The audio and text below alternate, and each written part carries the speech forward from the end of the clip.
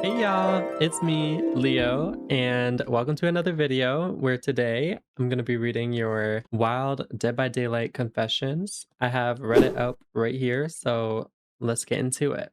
So I found one that says embarrassing Dead by Daylight confessions. Anything funny, embarrassing, or otherwise you wish to share with the group. I'll go first. My first month of playing Dead by Daylight, I didn't realize I had to hold the button in order to damage the gens. I'm on console. I would only tap the button once, which would still cause the killer animation to hit the gen, but not full the action. I didn't notice until I played Survivors that the sparks on the gen meant that it was damaged, and I had a good laugh at myself. Okay, so that's a wholesome one. I was expecting more like wild stories, so let's see what other people commented. When I started playing back in 2016, I thought trying to unhook myself didn't do anything, and everyone was supposed to die after being hooked twice.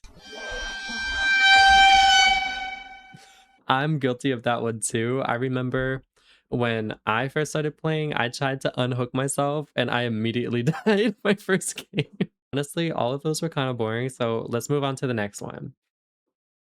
Okay, this one says Dirty Dead by Daylight Confession. Daddy, chill. I admit that I'm addicted to this game. I main Meg and Nia, but I'm starting to play as Dwight because I heard his Police! Police! Okay, this is more Help! Okay, this one is more kind of the speed I was going for. Police! I admit, I'm addicted to this game. I main Meg and Nia, but started to play as Dwight because I found his moans so hot. I don't know why. I heard an injured Dwight a few weeks ago, and that was it. Help! Now I want to be around injured Dwight so I can hear his pain moans. Do any of you have something similar? Help! Police! Help! The first comment goes, "The fuck?" Okay, honestly, like Leon Kennedy had some crazy sounds when he's injured. So to each their own. All of these comments are shaming him. Oh my goodness. Understandable. Have a great day. Oh my god. Okay. What is your saltiest survivor story? I actually have a salty story of my own that happened last night. I was looping this spirit and I was going for like 3 gens. 3 gens? So basically, I was looping on the like lab map, and 2 of my friends were kind of like AFK at the beginning of the round. So I ran to the center of the map to try and like get to a gen that's further away. And the spirit eventually starts looping me. And as the spirit is looping me, I find my favorite tile in the whole game. It's this one where you go up this like staircase and you can like you force the killer to go up the staircase and then you're able to just keep looping.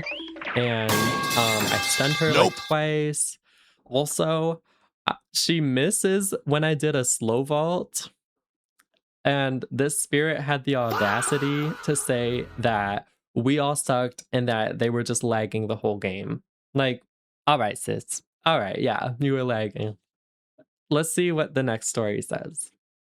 So today I was playing as Spirit trying to get my Rancor challenge done. No biggie. I bring in Rancor, Barbecue, Disaccordance, and Noed, just in case the game goes bad at the end. The survivors are playing pretty good. I managed to hook all of them once, and 2 twice. While the last generator pops, I find my obsession and Mori him. Challenge over. So whatever happens, I don't care. Yeah, so succeeded in the challenge. Well, as soon as my Mori animation is over and my no ed is destroyed, not like I needed it anymore though, cue me finding a Feng Men chasing her to the middle of the map. I catch her, put her on hook, and leave to try and find another survivor that I can see as at the exit gates with my barbecue. As soon as I leave, not even 10 seconds later, my Fang is unhooked.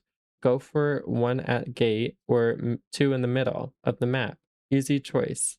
I turn around and start following scratch marks. They split towards the gate and the other away both gates. Free kill, I'm down. Well, guess who it was? My injured Fang Min. Down her right there, and as soon as I pick her up, she DCs. Okay, whatever. Other two survivors leave game over.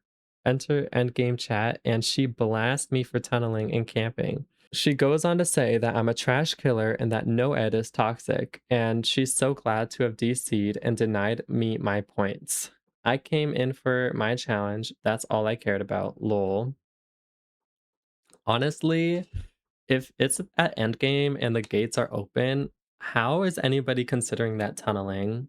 Like, sure, you got caught getting unhooked, but they unhooked you right away while the killer was still there. Like, I would be mad at my other teammate for not waiting a little bit longer. A three-man Swift sent me to Orgmond as they spent the entire match being toxic, pointing, teabagging, etc. They were also doing head-on plays. Oh my god, head-on plays are so annoying. After the second head-on, I started paying attention to when they would lead me past lockers. I would often then pause and hit the person who tried to head on me. I did this 3 times before they gave up on trying to head on me. So that's how you counter it? Noted. Noted.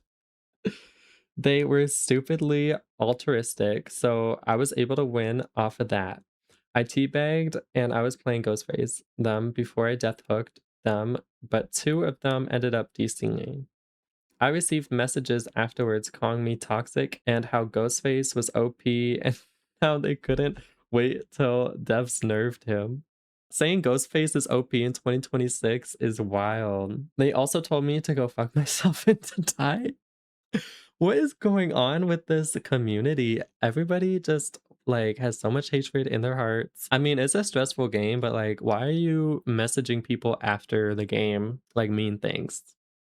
I literally got spammed with a ton of messages from all 3 of them saying something along these lines because they got outplayed. By far the saltiest survivors I've ever gone against, and I've gone against some very salty survivors. These people are the reason I blocked messages from everyone and blocked friend requests.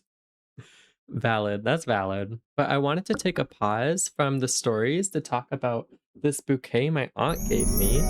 Look at how pretty this is.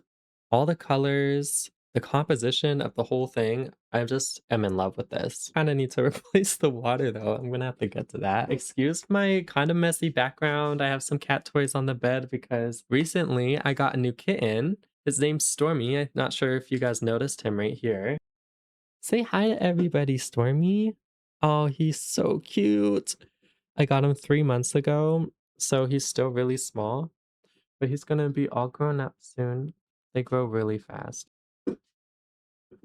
Also, Sunny, he was trying to leave, but I got him before he left. Say hi, Sunny. I'm gonna let him out and then we can get back to some of these stories. Here's one about Bubba.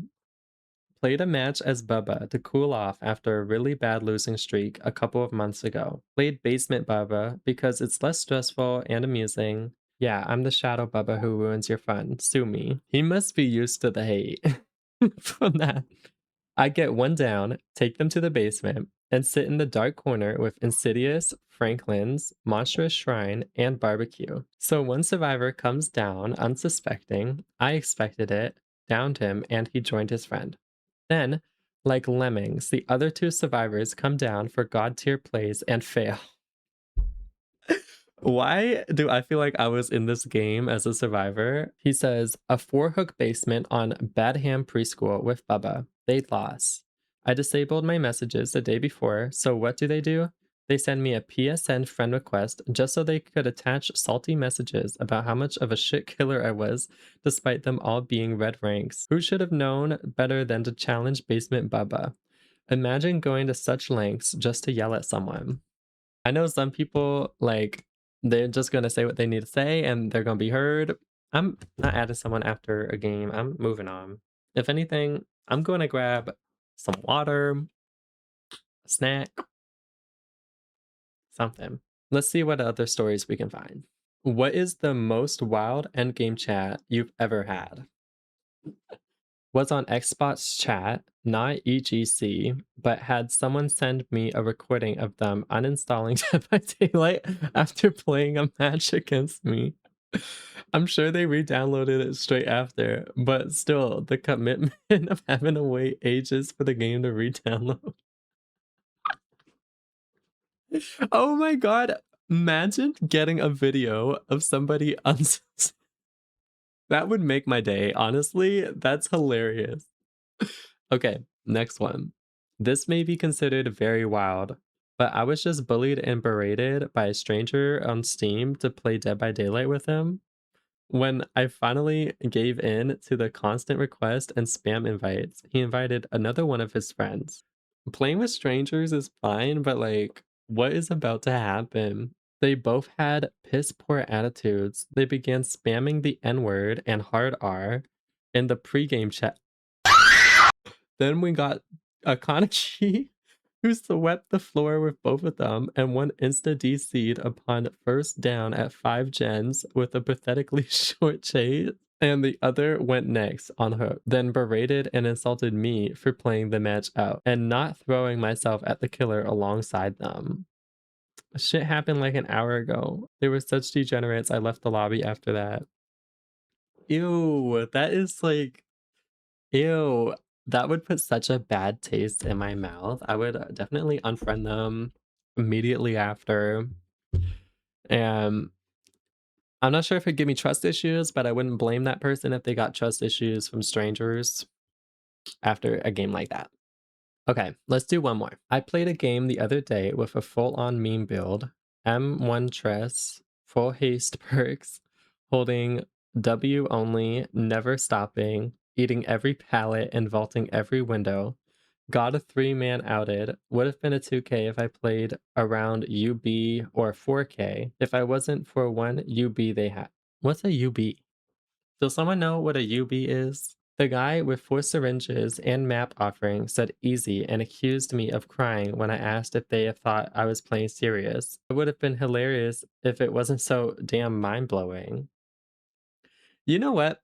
You just gotta let him, like, be happy because he probably was losing all day before that round, and yeah, sometimes you just gotta let people think what they are gonna think. But yeah, these stories have been pretty fun to read. If you enjoyed the video, please like and subscribe, and comment a interesting endgame chat that you've had. I feel like those ones are my favorite, so if you had any wild endgame chats, put that in the comments. I would say I'd read it for next video, but I'm probably gonna read them and respond to them now. So yeah, but I hope you all have a wonderful day. If you made it to this far in the video, include a cat emoji, any of the cat emojis in your comment, because I showed you guys my kitties.